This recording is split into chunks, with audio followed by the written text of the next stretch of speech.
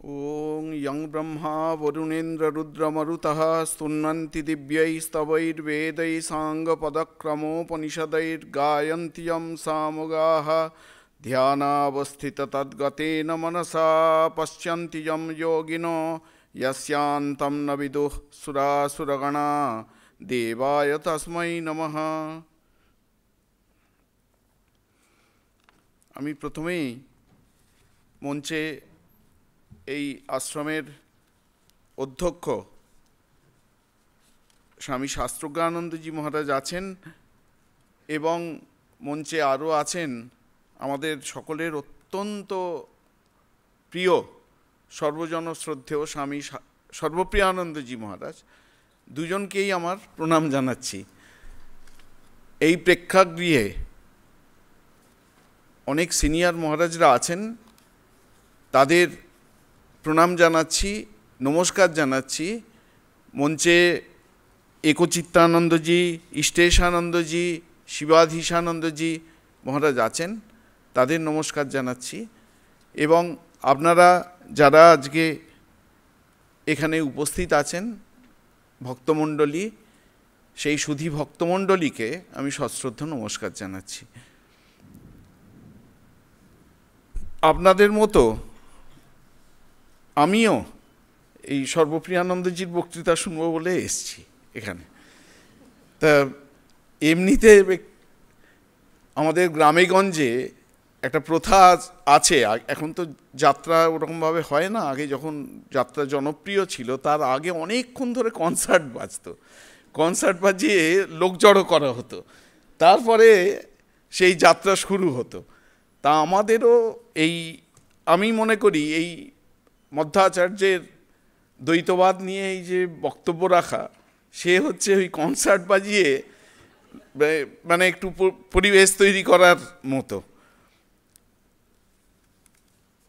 আর আরেকটা কথা, যে আমরা এমনি আমাদের প্রতিদিনকার যে সমস্ত ভক্ত সম্মেলন, যুব সম্মেলন, সেমিনার, সিম্পোজিয়াম, এইসব জায়গায় অদ্বৈত ফিলসফি তার বিভিন্ন দিক সম্পর্কে যত শুনি, সেই অর্থে ঠিক আমরা এই দ্বৈতবাদী দর্শন নিয়ে আলোচনাও খুব কম করি, এবং দ্বৈতবাদী দর্শনের খুব একটা সহজ নয়, খুব জটিল দর্শন।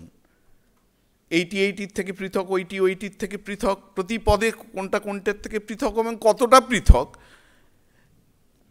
এমনভাবে বলা হচ্ছে যে তার খেই ধরে রাখা শেষ পর্যন্ত খুব সুখকর নয়।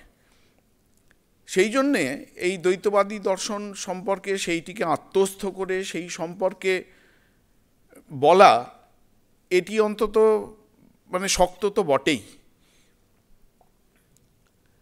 আরেকটি কথা আছে, আমাদের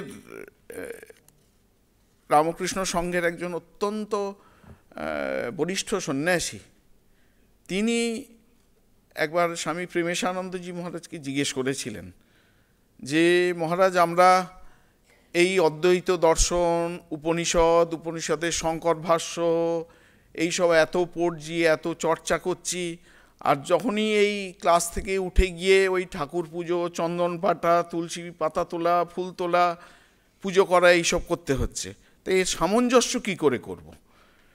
ওই পুজো করছি, করছি, ও তো আপাতভাবে মনে হয় তো দ্বৈতবাদী তো অনুসরণ করছি, আর ফিলসফি করবার সময় অদ্বৈত দর্শন, অদ্বৈত ফিলসফি। তা সেই প্রেমেশ মহারাজ বলেছিলেন যে দেখো, আমরা অদ্বৈতবাদী কিন্তু দ্বৈতকারী। এখন এই কথাটি রহস্য করে বলা নয়, খুব সুদূর প্রসারী এর তাৎপর্য রয়েছে। সেই তাৎপর্য আমাদের খুঁজে বের করতে হবে, আবিষ্কার করতে হবে। আমরা চেষ্টা করব যে সেইটি খুঁজে বের করবার। আজকে এই মধ্বাচার্যের দ্বৈতবাদী দর্শন সম্পর্কে আলোচনা করতে গিয়ে খুব যে জাস্টিস আমি করতে পারবো এরকম আমি মনে করি না। কয়েকটি বিশেষ বৈশিষ্ট্য দ্বৈতবাদী দর্শনের আমরা একটুখানি ধরবার চেষ্টা করব। একটা কথা আমাদের মনে রাখতে হবে যে অদ্বৈতবাদী দর্শন সেই নির্বিশেষ ব্রহ্মের কথা বলে, কিন্তু সেই নির্বিশেষ ব্রহ্মই যেন মায়াযোগে কখনো দ্বৈত, কখনো দ্বৈতাদ্বৈত, কখনো শুদ্ধাদ্বৈত, কখনো অচিন্ত ভেদাভেদবাদী একটা সত্তা, এই রকম ভাবাপন্ন বলে বোধ হন। সুতরাং সেই দিক থেকে বিচার করলে অদ্বৈতবাদী দর্শনের মধ্যে কিন্তু বাকি সবকটারই স্থান রয়েছে। মানে অদ্বৈতবাদী সিদ্ধান্তে পৌঁছানোর জন্যে আমার কিন্তু যে সিঁড়ির ধাপগুলি পেরোতে হবে, সেই সিঁড়ির ধাপ, তার মধ্যে দ্বৈত আছে, বিশিষ্টাদ্বৈত আছে, শুদ্ধাদ্বৈত আছে, দ্বৈতাদ্বৈত আছে, অচিন্ত ভেদাভেদ আছে, শাক্তাদ্বৈত আছে, এরকম আরও অনেকে থাকতে পারে।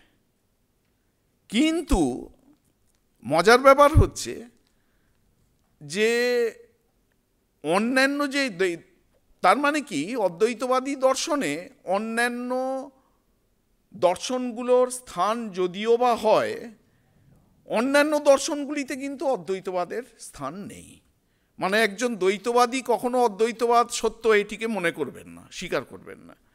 একজন শুদ্ধাদ্বৈতবাদী কখনো দ্বৈতবাদ সত্য স্বীকার করবেন না। কিন্তু অদ্বৈতবাদী বলবেন, হ্যাঁ ব্যবহারিক দৃষ্টিকোণ থেকে তো ওগুলো সবই ঠিকই আছে, তুমি দ্বৈতবাদী ঠিকই আছে, এতে দোষের কিছু নেই।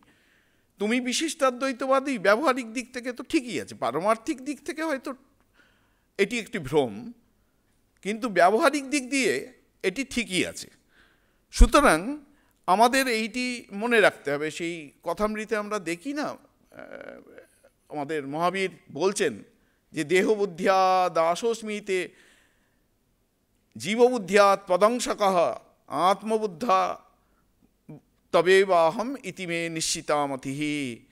যখন আমি নিজেকে দেহ বলে মনে করি তখন তুমি প্রভু, আমি তোমার দাস।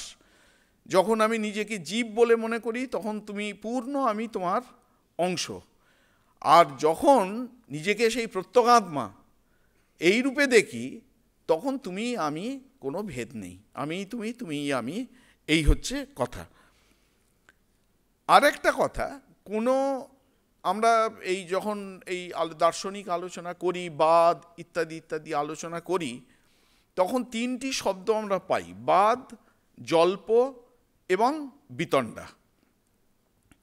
বাদে দেখবেন আপনারা ভগবান গীতা মুখে বলেছেন যে আমি হচ্ছি বাদ।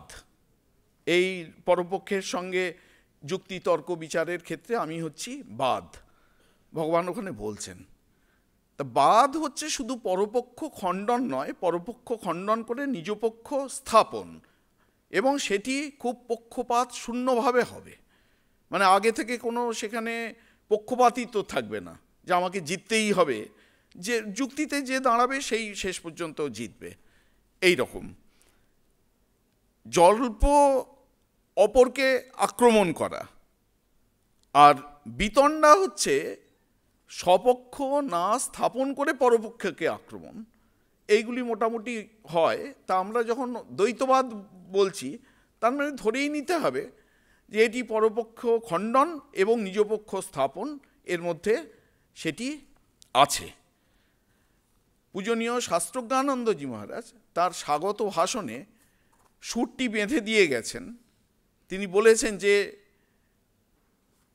ব্রহ্মসূত্র সেইগুলি স্বল্পাক্ষরম অসন্দিগ্ধম সারবৎ বিশ্বতো মুখম। অত্যন্ত, যারা এই সূত্রকার তাদের সম্পর্কে বলা হতো যে তারা দরকার হলে নিজের একজন পুত্র সন্তানকে পর্যন্ত পরিত্যাগ করতে, বলিদান করতে হয়তো প্রস্তুত, কিন্তু একটা এক্সট্রা অক্ষরও তারা ব্যবহার করবেন না। দরকার হলে নিজের পুত্র সন্তানকে বিসর্জন দেবেন, কিন্তু একটা এক্সট্রা অক্ষরও ব্যবহার করবেন না। এত তারা এর ক্ষেত্রে ইকোনমিক, শব্দ অক্ষর ব্যবহারের ক্ষেত্রে। এবং অসন্দিগ্ধম, আনঅ্যাম্বিগুয়াস, সারবৎ, উল্টোপাল্টা বলা নয়, মিনিংফুল, এবং বিশ্বত মুখম, ইউনিভার্সালি আন্ডারস্টুড। এখন এইটি করতে গিয়ে সূত্রকাররা সূত্র তো করলেন, কিন্তু সেই সূত্র ব্যাখ্যা করতে গিয়ে আমাদের সন্দীপন মহারাজ বলেছেন, শাস্ত্রজ্ঞানন্দজিও খুব বিস্তৃতভাবে বলেছেন, ব্যাখ্যা করতে গিয়ে দেখা যাচ্ছে যে সেই সূত্র এক, কিন্তু একই সূত্রকে যখন ব্যাখ্যা করা হচ্ছে একাধিক দার্শনিক সম্প্রদায়ের জন্ম হচ্ছে। সেরকমই একটি দার্শনিক সম্প্রদায় হচ্ছে এই দ্বৈতবাদী দর্শন। দ্বৈতবাদী দর্শনে বলা হয় যে, মূল কথাটা যদি বলা হয় যে আচ্ছা দ্বৈতবাদের মূল কথাটা কি, দ্বৈতবাদী দর্শনের মূল কথা হচ্ছে যে জগৎ কারণ হচ্ছেন বহু, এক নন, তিনি বহু। এবং শুধু মধ্বাচার্যের দর্শনই যে দ্বৈতবাদী এই রকমটি ভেবে নিলে কিন্তু ভুল হবে। অ্যাকচুয়ালি নৈয়ায়িকরা ন্যায় দর্শন, বৈশেষিক দর্শন, সাংখ্য দর্শন, পতঞ্জলির যোগ দর্শন, অন্যান্য যে বৈষ্ণব দর্শন এবং বলাই বাহুল্য যে মধ্বাচার্যের দ্বৈতবাদী দর্শন, সকলেই এরা দ্বৈতবাদী। এর পার্থক্য আছে, কিন্তু এরা সকলেই একাধিক জগৎ কারণ রূপে একাধিক সত্তার অস্তিত্বে বিশ্বাস করেন। এখন এই যে মধ্বাচার্য, আমরা মূলত আমাদের এই যে আলোচনা সেটি মধ্বাচার্যের দ্বৈতবাদী দর্শনের মধ্যেই সীমাবদ্ধ রাখব। এখন যে কোনো দর্শনকে দর্শন পদবাচ্য হতে গেলে তার মোটামুটি তিনটি শাখায় তার বক্তব্য থাকতে হয়। একটি হচ্ছে এপিস্টেমোলজি, একটি হচ্ছে অন্টোলজি বা মেটাফিজিক্স, আরেকটা হচ্ছে অ্যাক্সিওলজি। এই প্রত্যেকটি ক্ষেত্রে যদি তার মৌলিক অনন্য বক্তব্য থাকে তবে আমরা ধরে নেব যে সেটি একটি দর্শন পদবাচ্য, সেটি একটি দর্শন। এপিস্টেমোলজি কি নিয়ে আলোচনা করে? এপিস্টেমোলজি সোর্স অফ নলেজ, জ্ঞানের উৎস নিয়ে আলোচনা করে। এক গ্লাস জল আছে, জিজ্ঞেস করা হলো যে আচ্ছা এইটা কি, না এক গ্লাস জল, বুঝলে কি করে এটা এক গ্লাস জল? আমরা মনে করি এটা বোধহয় খুব কঠিন একটা দার্শনিক প্রশ্ন। পরিষ্কার দেখে বুঝলাম। এই যে দেখে বুঝছি যেটা হচ্ছে এক গ্লাস জল, এই হচ্ছে প্রত্যক্ষ। এখন এপিস্টেমোলজিতে এই জ্ঞানের উৎসগুলো কি সেই নিয়ে আলোচনা করা হয়। এই জ্ঞানের উৎস কটি, তাদের প্রকারভেদ, এই সম্পর্কেও কিন্তু ভারতীয় দার্শনিকদের মধ্যে মতভেদ রয়েছে। কেউ মনে করেন, যেমন বেদান্ত দর্শনে স্বীকার করা হয় যে জ্ঞানের উৎস হচ্ছে ছটি: প্রত্যক্ষ, অনুমান, উপমান, শব্দ, অর্থাপত্তি, অনুপলব্ধি। এই সাংখ্য দর্শন, যোগ দর্শন বা মধ্বাচার্যের দ্বৈতবাদী দর্শন, এরা মনে করেন যে জ্ঞানের উৎস হচ্ছে তিনটি: প্রত্যক্ষ, অনুমান এবং আগম, শব্দ প্রমাণ। এই হচ্ছে এপিস্টেমোলজি সম্পর্কিত এদের ধারণা দ্বৈতবাদী দর্শনের। অন্টোলজি বা মেটাফিজিক্স, সেখানে কি করা হয় না, সেখানে সত্তার স্বরূপ নিয়ে আলোচনা করা হয়। এটা কি না, এটা হচ্ছে একটা পোডিয়াম। কি দিয়ে তৈরি হয়েছে? কাঠ দিয়ে। কাঠটা কোথা থেকে এলো না, একটা গাছের কাণ্ড থেকে এসছে। সেই গাছের কাণ্ডটা কোত্থেকে এলো না, একটা বীজ থেকে এসছে। বীজটা কোত্থেকে এলো না, একটা ফল থেকে এসছে। ফলটা কোত্থেকে এলো? এরম করে আমরা এই সত্তার যে স্বরূপ, সেই স্বরূপে পৌঁছানোর চেষ্টা করি, আদি কারণে পৌঁছানোর চেষ্টা করা হয়। তা জ্ঞানের যে শাখায় সত্তার আদি স্বরূপে, আদি কারণে পৌঁছানোর চেষ্টা করা হয়, সেই জ্ঞানের শাখা হচ্ছে অন্টোলজি বা মেটাফিজিক্স, বাংলায় অধিবিদ্যা বলা হয়। এখন দ্বৈতবাদী দর্শনের এই যে অধিবিদ্যা সম্পর্কিত বক্তব্য খুব বিশদে রয়েছে। আমরা সেইটি চারটি বৈশিষ্ট্য মোটামুটি, যে মধ্বাচার্যের দ্বৈতবাদী দর্শনের যে অন্টোলজিক্যাল পজিশন, তার চারটি কি পাঁচটি বৈশিষ্ট্যকে আমরা এখানে সংক্ষেপে ধরবার চেষ্টা করব। প্রথমত, মধ্বাচার্যের এই দ্বৈতবাদী দর্শন অনুসারে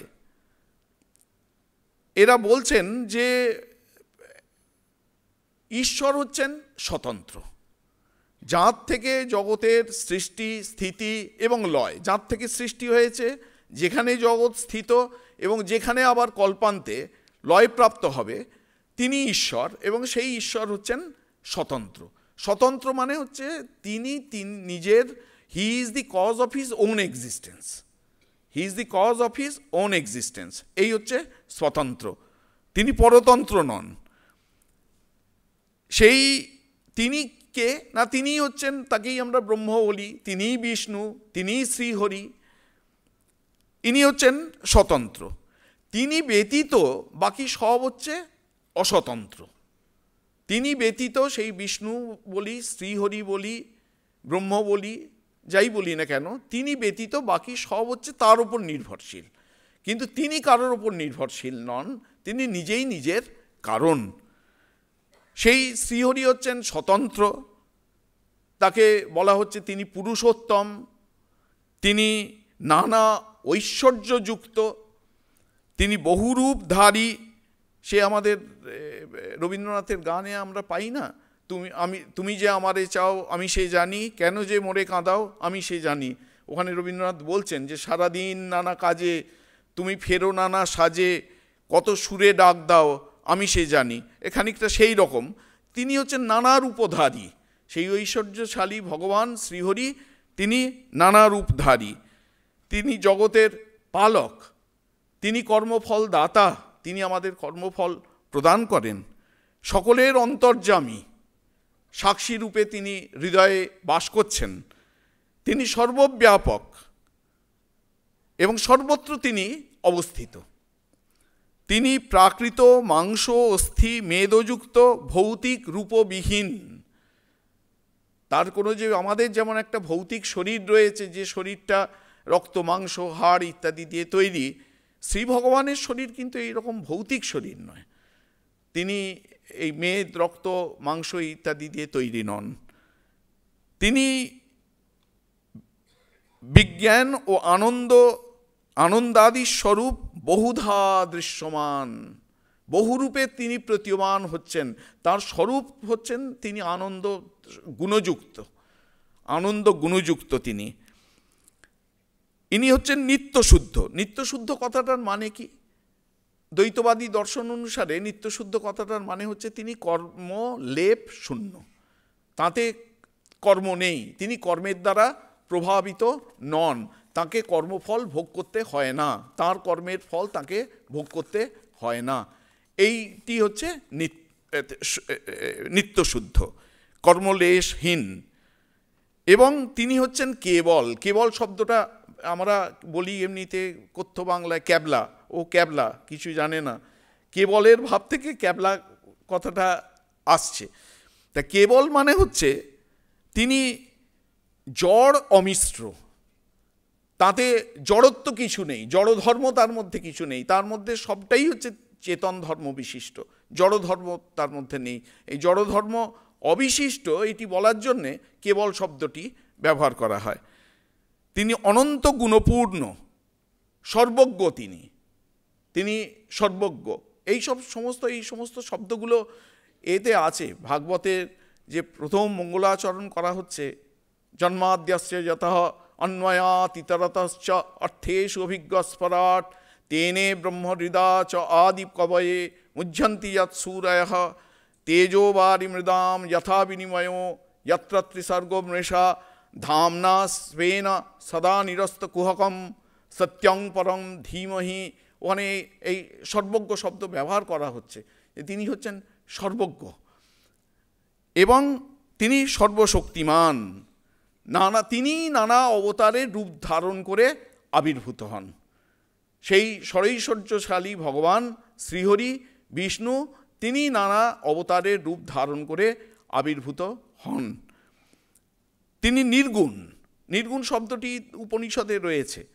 এখন আচার্য শঙ্কর যে অর্থে নির্গুণ ব্যাখ্যা করেন, দ্বৈতবাদীরা কিন্তু সেই অর্থে নির্গুণ এটি ব্যাখ্যা করেন না।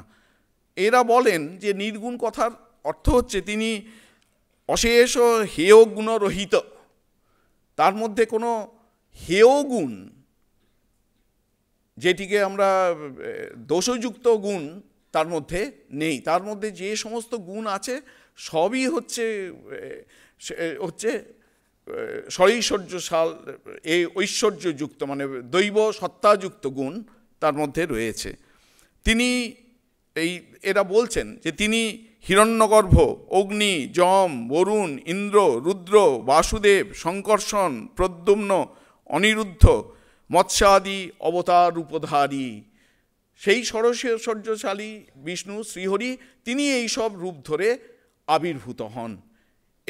এরা এইসব বলছেন। এই হচ্ছে প্রথম গেল যে ঈশ্বর হচ্ছেন স্বতন্ত্র, ঈশ্বর ব্যতীত আর বাকি সবই হচ্ছে পরতন্ত্র বা অস্বতন্ত্র। এই হচ্ছে একটি বৈশিষ্ট্যের কথা আমরা বললাম। দ্বিতীয় এই দ্বৈতবাদী দর্শনের যে বৈশিষ্ট্যের কথা আমরা উল্লেখ করতে পারি, সেটি হচ্ছে যে দ্বৈতবাদী দর্শন, অদ্বৈতবাদী দর্শন যেমন বহুর মধ্যে একত্বকে খুঁজে বের করে, সেরকম দ্বৈতবাদী দর্শন যেন কোথায় কোথায় পার্থক্য আছে, কোথায় কোথায় ভেদ আছে, সেই ভেদ খুঁজে বের করাতেই যেন দ্বৈতবাদী দর্শনের যত তৃপ্তি।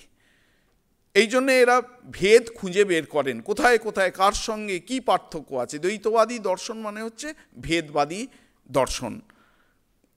তারা বলেন যে আত্মা সত্য, জীব সত্য, জীব ও ব্রহ্মের ভেদও সত্য। এরা পঞ্চভেদ স্বীকার করেন। এই পঞ্চভেদ কীরকম?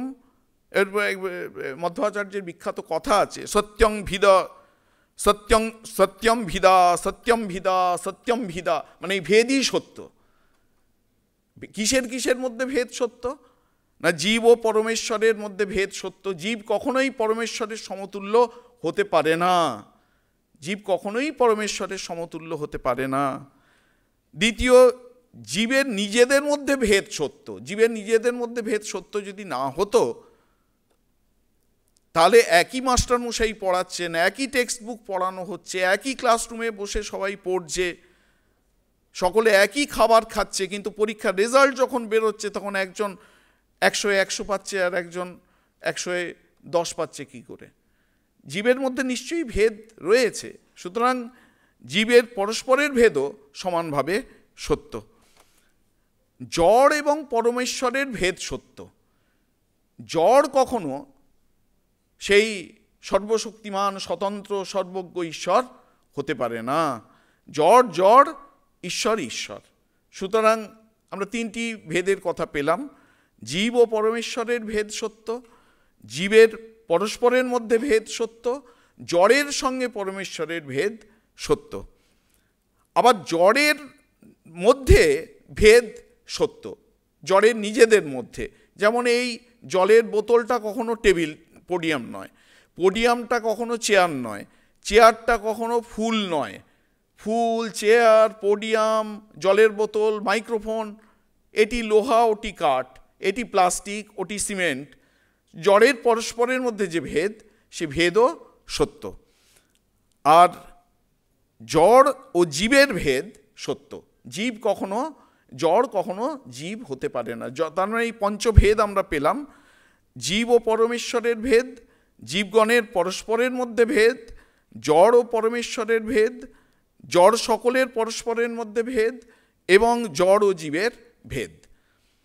মধ্বাচার্য বলছেন যে এই পঞ্চভেদ নিত্য, অনাদি, মুক্তাবস্থায়ও অনুস্যূত থাকে।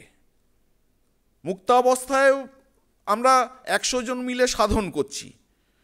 আমি সাধন করছি, হয়তো ভগবানকে কৃষ্ণ রূপে আমি সাধন করছি, আরেকজন সাধন করছে, সে ভগবানকে রামচন্দ্র রূপে সাধন করছে। দুজনেরই ধরে নেওয়া যাক সাযুজ্য মুক্তি কি সারূপ্য মুক্তি হলো। মুক্তি মানে কি না, আমি ভগবানের নিত্যদাস, আমি ভগবানের কাছাকাছি আছি, এইটি অনুভব করাই হচ্ছে মুক্তির স্বরূপ। একটা শিশির কণা সমুদ্রে পড়ে সমুদ্রের সঙ্গে এক হয়ে গেল, এইটি মুক্তি, এইভাবে ঠিক বলা হচ্ছে না। এখানে বলা হচ্ছে ভগবানের সঙ্গে একটি নিত্য সম্পর্কের কথা আমি অনুভব করতে পারছি চিরকালের জন্য, যে সম্পর্ক কোনো অবস্থাতেই আর বিকৃত হবে না, পরিণাম প্রাপ্ত হবে না। এটি হচ্ছে মুক্তি। সুতরাং একজন কৃষ্ণ সাধক আর একজন রামচন্দ্র সাধক দুজনেই মুক্ত হলেন। মুক্তাবস্থায় তাদের দুজনেরই কি অনুভূতি একরকমের হবে? দুজনের অনুভূতি কখনো, এই দ্বৈতবাদী দর্শন অনুসারে দুজনের মুক্ত অনুভূতি একরকমের হবে না। একজন শ্রীকৃষ্ণের নিত্য সামীপ্য অনুভব করবেন, আরেকজন শ্রীরামচন্দ্রের নিত্য সামীপ্য অনুভব করবেন। সুতরাং মুক্তাবস্থায়ও এই পঞ্চভেদ সমানভাবে থাকে।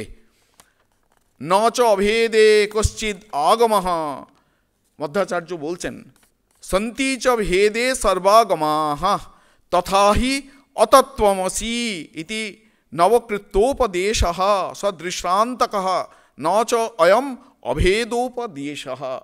আমরা পাই তত্ত্বমসি, তুমি সেই, উপনিষদে পাই আমরা। তাই মধ্বাচার্য বলছেন যে ন চ অভেদে কশ্চিদ আগমঃ, আগম অর্থাৎ শ্রুতির তাৎপর্য অভেদ প্রতিপাদনের ক্ষেত্রে নয়, শ্রুতির তাৎপর্য হচ্ছে ভেদ প্রতিপাদনের ক্ষেত্রে, যে ভেদের কথা আগে বলা হয়েছে। সন্তি চ ভেদে সর্বাগমাঃ, সমস্ত শাস্ত্রের তাৎপর্য হচ্ছে ভেদ নির্ণয়ের ক্ষেত্রে। তথা হি অতত্ত্বমসি ইতি নবকৃতোপদেশঃ সদৃষ্টান্তকঃ ন চ অয়ম অভেদোপদেশঃ। বলছেন এইটি শ্রুতি যখন বলছেন, শ্রুতি আসলে কি বলতে চাইছেন? বলছে অতত্ত্বমসি, তুমি কখনো, তুমি জীব জীবের মতোই থাকবে, তুমি কখনোই পরমেশ্বরের সদৃশ হতে পারো না। তোমাকে তোমার জীব অবস্থা নিয়েই তোমাকে সর্বশক্তিমান, সর্বজ্ঞ, সর্বপ্রেমময় যে পরমেশ্বর তার দাস হিসাবে নিজেকে অনুভব করতে হবে। ওখানেই তোমার জীব হিসাবে বেঁচে থাকার সার্থকতা। এটিই হচ্ছে এই শ্রুতিবাক্যের তাৎপর্য। শ্রুতিবাক্যটি কি না অতত্ত্বমসি। আরেকটি বৈশিষ্ট্যের কথা আমরা বলতে পারি যে এই জগৎ কারণের কথা আমরা বলছিলাম। এই মধ্বাচার্যের দ্বৈতবাদী দর্শন অনুসারে স্বতন্ত্র বপু যে শ্রীহরির কথা, বিষ্ণুর কথা, ঈশ্বরের কথা বলা হলো, তিনি হচ্ছেন জগতের নিমিত্ত কারণ। তাহলে জগতের উপাদান কারণটা নিমিত্ত কারণ মানে হচ্ছে একটা মাটির কুম্ভ তৈরি হবে, মাটির জ্বালা তৈরি হবে, কলসি তৈরি হবে, কুম্ভকার হচ্ছেন নিমিত্ত কারণ, আর যে মাটি দিয়ে কলসিটি তৈরি হবে সেটি হচ্ছে উপাদান কারণ। তাই এই যে জগৎ সৃষ্টি হয়েছে, এই জগতের নিমিত্ত কারণ অর্থাৎ কুম্ভকারের ভূমিকাটা পালন করছেন পরমেশ্বর শ্রীহরি বিষ্ণু স্বয়ং। স্বতন্ত্র বপু ইনি জগতের নিমিত্ত কারণ। আর জগতের উপাদান কারণ কি? জগতের উপাদান কারণ হচ্ছেন মহদাদি রূপে পরিণামিনী জড়া প্রকৃতি। জড়া প্রকৃতি হচ্ছেন জগতের উপাদান কারণ। আমরা সাংখ্য দর্শনের সেই স্ট্রাকচার হয়তো আপনাদের অনেকেই মনে পড়বে যে সে পুরুষ আছেন, প্রকৃতি আছেন, পুরুষ প্রকৃতির সংযোগে মহৎ সৃষ্টি হলো, যে মহৎকে আমরা বেদান্তে হিরণ্যগর্ভ বলে বলি। সেই মহৎ থেকে আবার অহংতত্ত্ব সৃষ্টি হলো, অহংতত্ত্ব থেকে মন, পঞ্চকর্মেন্দ্রিয়, পঞ্চজ্ঞানেন্দ্রিয়, পঞ্চতন্মাত্র, পঞ্চমহাভূত, এইভাবে জগৎ সৃষ্টি হয়ে গেল। তো এই মধ্বাচার্য বলছেন যে এই যে জগৎ সৃষ্টি হয়েছে নিমিত্ত কারণ হচ্ছেন সেই শ্রীহরি, আর উপাদান কারণ হচ্ছেন জড়া প্রকৃতি। কিন্তু যে জড়া প্রকৃতি মহদাদি রূপে পরিণাম প্রাপ্ত হয়েছেন, তিনি হচ্ছেন জগতের উপাদান কারণ। বলছেন প্রকৃতির নিজের পরিণাম সামর্থ্য নেই, প্রকৃতি নিজে নিজে বিকারপ্রাপ্ত হতে পারে না, নিজে নিজে সৃষ্টি করতে পারে না। পরমেশ্বর যেন সেই প্রকৃতির মধ্যে অনুপ্রবেশ করে তার মধ্যে ক্ষোভ উৎপাদন করেন, তার মধ্যে একটা টার্বুলেন্ট সিচুয়েশন একটা যেন তৈরি করেন। পরমেশ্বর সেই প্রকৃতির মধ্যে, জড়া প্রকৃতির মধ্যে প্রবেশ করে তার মধ্যে ক্ষোভ উৎপন্ন করেন, একটা টার্বুলেন্ট সিচুয়েশন তৈরি করেন। এখনকার মানে কিছু কিছু এই যে সায়েন্টিফিক থিওরি, তার সঙ্গে কোথাও কোথাও হয়তো মিলতেও পারে এইগুলো, এবং বহু প্রকার পরিণাম সম্পাদন করেন এবং সেই পরিণামের নিয়ামক রূপে তাতে অবস্থান করে নিজে বহুরূপ ধারণ করেন। আত্মানম বহুধা চকার। অর্থাৎ এইখানটায় অদ্বৈতবাদী দর্শনের সঙ্গে একটা খুব বড় পার্থক্য এখানে হয়ে যাচ্ছে। অদ্বৈতবাদী দর্শন হচ্ছে বিবর্তবাদী। যেমন আমি দড়িতে সাপ দেখছি, সাপ কখনোই ছিল না, আলো আনার পর সাপ পালিয়েও যায়নি। কেন? কারণ যেটি ছিল না সেটার পালিয়ে যাওয়ার প্রশ্নও ওঠে না। আমি দড়িকে অজ্ঞানবশত আলোর অভাবের কারণে সাপ বলে দেখছিলাম। এই যে কোনো পরিবর্তন হয়নি, অথচ একটা জিনিসের ওপর আর একটা জিনিসের ভ্রম, এটি হচ্ছে বিবর্ত। কিন্তু এখানে আমরা যে তত্ত্ব উল্লেখ করলাম, যে সেই পরমেশ্বর প্রকৃতির মধ্যে ঢুকে যেন নিজ শক্তি সহায়ে ক্ষোভ উৎপাদন করেছেন, একটা টার্বুলেন্ট সিচুয়েশন সৃষ্টি করেছেন, সেখান থেকে জগৎ এই বহুধা বিস্তৃত বহুভাবে বিকারপ্রাপ্ত রূপে পরিণত হয়েছে। এইটা হচ্ছে পরিণামবাদী। যেমন দুধ দই হয়ে গেল, দইকে আবার দুধে পরিণত করা, ফিরিয়ে নিয়ে যাওয়া সম্ভব নয়। তা এই মধ্বাচার্যের দ্বৈতবাদী দর্শন পরিণামবাদী দর্শন। সেই কারণে পরমেশ্বর, এই বলা হচ্ছে যেহেতু পরমেশ্বর এই প্রকৃতির মধ্যে প্রবেশ করে প্রকৃতিকে দিয়ে এই জগৎ সৃষ্টি করেছেন, সেই জন্য কখনো কখনো এই প্রকৃতিকেও পরমেশ্বর বলে অদ্বৈতবাদী এই মধ্বাচার্যের দ্বৈতবাদী দর্শনে উল্লেখ করা হয়েছে। ওরা একটা খুব এই আত্মানম বহুধা চকার, সেই আত্মাই বহুরূপে পরিণত হলেন। এর সঙ্গে সঙ্গে ওরা যখন এই তত্ত্বকে খুব দৃঢ় ভিত্তির ওপর প্রতিষ্ঠিত করেন, ওরা উপনিষদের একটি শ্লোক খুব কোট করেন, মুন্ডক উপনিষদের শ্লোক, যথা উন্ননাভি সৃজতে গৃহ্ণতে চ যথা পৃথিব্যাম ঔষধয় সম্ভবন্তি যথা সতঃ পুরুষাৎ কেশলোমানি তথা অক্ষরাৎ সম্ভবতি ইহ বিশ্বম। উর্ণনাভি মানে মাকড়সা, যথা উর্ণনাভি সৃজতে গৃহ্ণতে চ, নিজের শরীর থেকে রস সিক্রেশন করে একটা জাল সৃষ্টি করে সেই নিজেই সেই জালের মধ্যে অবস্থান করে। যথা পৃথিব্যাম ঔষধয় সম্ভবন্তি, মনে হচ্ছে যেন একদম গ্রীষ্মকালে কিছু নেই, ধুধু মাঠ, সেখানে বৃষ্টি পড়ল, দেখা গেল সমস্ত ওয়াটার লিলি, বল লিলি, নানা রকমের ঔষধি বৃক্ষ সব মাথা তুলতে শুরু করলো। সেরকম যেমন আজকে আমি দাড়ি কামালাম, কালকে দেখা যাচ্ছে আবার দাড়ি গজিয়ে যাচ্ছে, যথা সতঃ পুরুষাৎ কেশলোমানি। সেরকম সেই অক্ষর পুরুষ, যাকে নির্বিশেষ নির্গুণ, আমরা আগেই দেখেছি নির্গুণের অর্থ তিনি মানে ইনডিফারেন্সিয়েটেড নয়, কিন্তু এখানে মধ্বাচার্যের দর্শন অনুসারে নির্গুণ মানে তিনি হেয় উপাদান রহিত। সেখান থেকে, কারণ এরা খুব জোর দিয়ে বলেন, ভগবান যদি সেই ঈশ্বর যা থেকে এই পৃথিবী পরিণামপ্রাপ্ত, জগৎ পরিণামপ্রাপ্ত হয়েছে, সেই ঈশ্বর স্বয়ং যদি নির্গুণ হন, যে অর্থে তুমি নির্গুণ বলছো, তাহলে তো আমাকে ধরে নিতে হয় যে নির্গুণ থেকে সগুণের গুণের উৎপত্তি হচ্ছে। তার মানে কারণ ছাড়াই যেন কার্য উৎপত্তি হচ্ছে, এটাকে আমাদের মেনে নিতে হয়। সৎকার্যবাদের এটা বিরোধী হয়ে যায়। মানে কারণ ছাড়াই কার্যের উৎপত্তি যদি সম্ভব হয়, তাহলে নির্গুণ ঈশ্বর থেকেও সগুণাত্মক এই জগতের সৃষ্টি সম্ভব, এটি মেনে নিতে হয়। সুতরাং এটি নয়, ভগবান গুণসম্পন্ন, সেই গুণসম্পন্ন ঈশ্বর প্রকৃতির মধ্যে অনুপ্রবিষ্ট হয়ে ক্ষোভ উৎপাদন করে এই জগৎ রূপে পরিণামপ্রাপ্ত হয়েছেন, এগুলি এরা বলেন মধ্বাচার্য। এগুলো কতটা ঠিক কতটা ভুল আমরা কিন্তু সেই বিতর্কে যাচ্ছি না। আমরা এখন মধ্বাচার্য কি বলেছেন সেই তার দর্শন, সেই বৈশিষ্ট্যগুলো 1, 2, 3 করে শুধু উল্লেখ করছি। 3টি বৈশিষ্ট্যের কথা আমরা উল্লেখ করলাম। এক হচ্ছে সেই ভগবানের যে সত্তা স্বরূপ, সেই বৈশিষ্ট্য। দ্বিতীয় হচ্ছে ভেদ, পঞ্চভেদের কথা এরা বলেন। তৃতীয় যে বৈশিষ্ট্যের কথা আমরা উল্লেখ করেছি, যে এই জগৎ হচ্ছে সেই ঈশ্বরের পরিণাম। চতুর্থ যে বৈশিষ্ট্য, এই মধ্বাচার্যের দ্বৈতবাদী দর্শন, এদের মতে এই জীব পরমাত্মার অংশ। এরা এই থেকে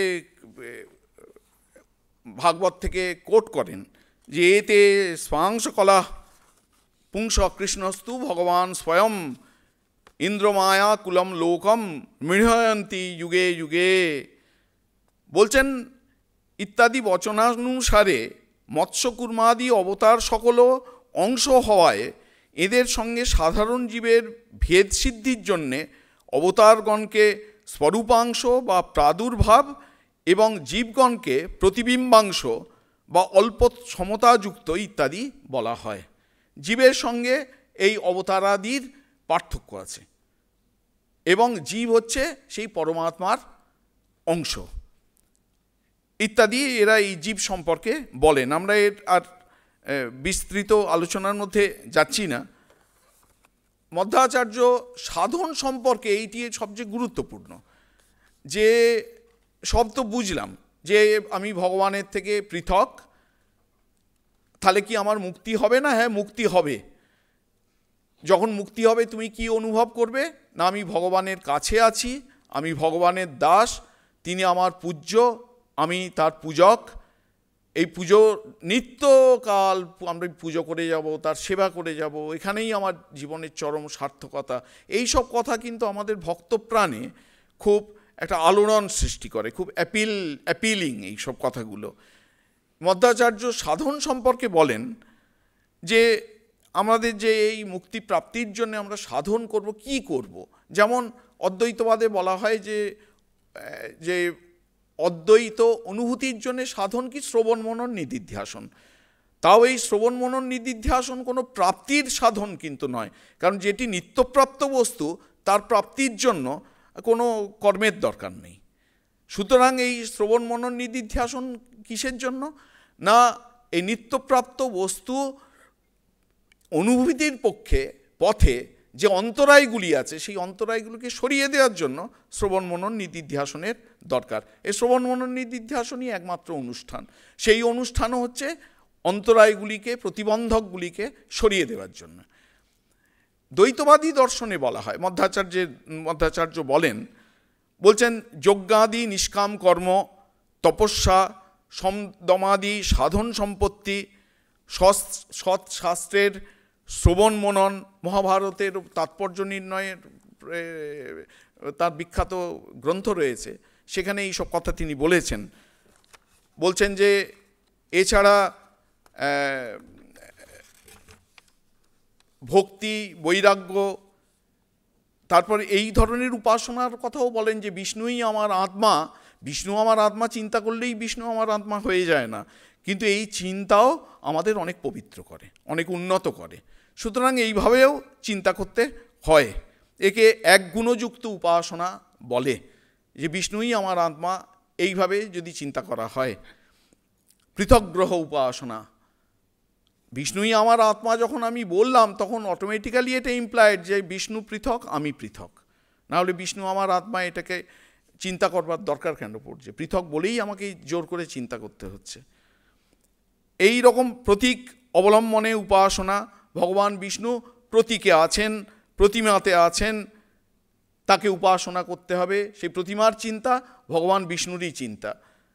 এবং জ্ঞান এবং কর্মের সমুচ্চয়, এখানে জ্ঞান মানে হচ্ছে উপাসনা, কিন্তু এখানে জ্ঞান মানে হচ্ছে উপাসনা, অর্থাৎ উপাসনা এবং কর্মের সমুচ্চয়, এগুলি সবই হচ্ছে সাধনের মধ্যে পড়ে। এবং যারা গৃহস্থ তারা সন্ন্যাসীদের ভিক্ষান্ন দান করবে ইত্যাদি, এগুলোও তাদের সাধনের মধ্যে পড়ে। এই সম্পর্কে বিস্তৃত নির্দেশ রয়েছে, মধ্বাচার্যের দর্শনে বিস্তৃত নির্দেশ রয়েছে। আমরা মোটামুটি এই দ্বৈতবাদী দর্শনের যে বৈশিষ্ট্যগুলি, প্রধান বৈশিষ্ট্য, আরও খুব যত সহজে আমরা আলোচনা করার চেষ্টা করলাম, এত সহজ নয়, খুব জটিল দর্শন। তার বিশেষ বৈশিষ্ট্যগুলি আমরা উল্লেখ করবার চেষ্টা করলাম। এখন শেষ করব একটা দুটো কথা বলে, যে মধ্বাচার্যের যে দ্বৈতবাদী দর্শন, যখন সেটি কোনো অদ্বৈতবাদী এর উত্তর দিতে উঠবেন, অনায়াসে সমস্তকে একদম কেটে উড়িয়ে দেবেন, দাঁড়াতেই পারবে না, এই যুক্তির দিক থেকে দাঁড়াতে পারবে না। আমরা দেখি মধ্বাচার্য যখন উপনিষদের ভাষ্য লিখছেন, ব্রহ্মসূত্রের ভাষ্য লিখছেন, বা মহাভারতের তাৎপর্য নির্ণয়ে লিখছেন, বেশিরভাগ ক্ষেত্রেই পুরাণ থেকে কোট করছেন। রামায়ণ থেকে কখনো কখনো কোট করেছেন, উপনিষদ থেকে কোট খুবই কম, মানে আছে, যেখানে আমরা শঙ্করাচার্যের ক্ষেত্রে দেখি যে একেবারে প্রস্থানত্রয় ভিত্তিক, সেখানে মধ্বাচার্যের ক্ষেত্রে বেশিরভাগ ক্ষেত্রে দেখা যায় যে পুরাণ থেকে কোট তিনি বেশি করেছেন। সুতরাং একজন অদ্বৈতবাদীর পক্ষে মধ্বাচার্যের দর্শনের দার্শনিক ভিত্তিকে টলিয়ে দেয়া এমন কিছু কঠিন কিছু নয়। তো এতৎ সত্ত্বেও আমাদের দেখি আমাদের অনেক দিন আগে পূজনীয় রামকৃষ্ণানন্দজি মহারাজ একটি বুকলেট মতো করেছিলেন, সেই আমার কাছে আছে সেটি। ওটি হচ্ছে মধ্বাচার্যের দর্শনের উপর তিনি লিখেছিলেন দি টিচিংস অফ শ্রীমৎ মধ্বাচার্য। একটা 30-40 পাতার 35 পাতার মতো বুকলেট। সেখানে পরম শ্রদ্ধা ভরে এই মধ্বাচার্যের দর্শনের কথা বলবার আগে তিনি অন্যান্য আচার্য, তাদের কন্ট্রিবিউশন, তাদের অবদান এই সম্পর্কে বলেছেন। বলে তারপর মধ্বাচার্যের দর্শন খুব সংক্ষেপে সরল ভাষায় উপস্থাপন করেন, যে বইটি এখনো পর্যন্ত বাংলা হয়নি। এবং তিনি ওখানে বলছেন যে রামকৃষ্ণানন্দজি মহারাজ, যে প্রত্যেকটি দর্শনের আমাদের জীবনের ক্ষেত্রে কিন্তু গুরুত্ব আছে। অদ্বৈতবাদী আমি হতে পারি, কিন্তু যখন ভগবানের কাছে দাঁড়াবো, সেই সর্বশক্তিমান ভগবান, আমি তার দাস, এবং এই দাসত্ব স্বীকারের মধ্য দিয়েই আমার জীবনের কৃতকৃতার্থতা, এটি স্বীকার করায় তো কোনো পরাজয়ের গ্লানি নেই। সুতরাং সেখানেই হচ্ছে এই মধ্বাচার্যের দ্বৈতবাদী দর্শন আলোচনা করার সার্থকতা। আমি সকলকে কৃতজ্ঞতা জানাচ্ছি, এতক্ষণ ধরে আপনারা শুনেছেন। এইটি আমার কাছেও একটি নতুন বিষয়, অনেক স্ট্রাগল করে মানে বলতে হচ্ছিল করে, কারণ আমাদের ঠিক দ্বৈতবাদী দর্শনের সঙ্গে আমরা ঠিক অভ্যস্ত নই। তবু আপনারা সকলে শুনেছেন, এই জন্যে আপনাদের সকলকে আমার কৃতজ্ঞতা জানাচ্ছি। এবং বিশেষ করে শাস্ত্রজ্ঞানন্দজি কি বলবো, আমরা আমাদের অন্য রকমের সম্পর্ক মহারাজ এখানে নিজেই বলেছেন, তিনি এখানে বলতে সুযোগ দিয়েছেন, সেই জন্যে আমার কৃতজ্ঞতার অন্ত নেই। তাকে ভালোবাসা জানাচ্ছি, প্রীতি, শ্রদ্ধা, প্রণাম, নমস্কার জানাচ্ছি। এবং পূজনীয় সর্বপ্রিয়ানন্দজি মহারাজ, যার কথা শোনবার জন্য আমরা সকলে এখানে অপেক্ষা করছি, তাকে আমার সশ্রদ্ধ প্রণাম জানিয়ে এবং সকলকে যথাযোগ্য সম্ভাষণ জানিয়ে শেষ করছি। নমস্কার।